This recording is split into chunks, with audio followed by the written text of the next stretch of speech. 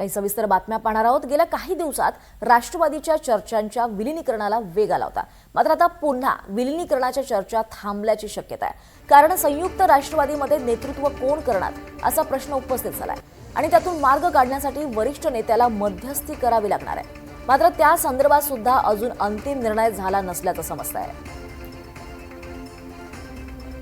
संयुक्त राष्ट्रवादीचं नेतृत्व कोणाकडे याची चर्चा सध्या सुरू आहे। राष्ट्रवादीचं नेतृत्व कोणी करायचं यावर विलीनीकरण रखडल्याचं कळत आहे। त्यामुळे दोन्ही राष्ट्रवादीच्या विलीनीकरणावर सध्या पेच हा कायम आहे।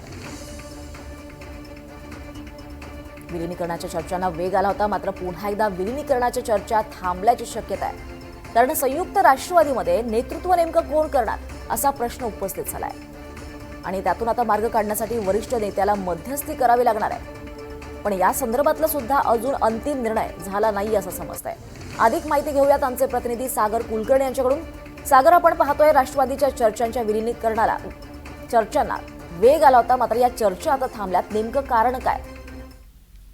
विलीनीकरण ठराव केल्यानंतरच दोन्ही राष्ट्रवादीचा एनडीए सोबत यावं अशी जी भाजपाची अट आहे, याला प्रामुख्याने मुळात राष्ट्रवादीमध्येच एक मतभेद दिसून येतात, ते म्हणजे नेतृत्व कोणी करायचं।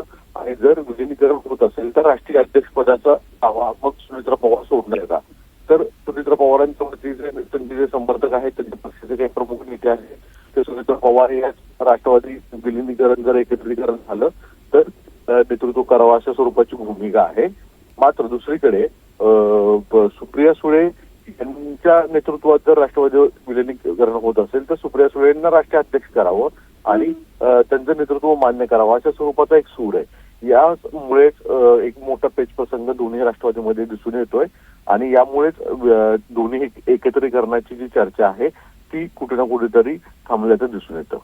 निश्चितच सागर, धन्यवाद सविस्तर माहितीसाठी।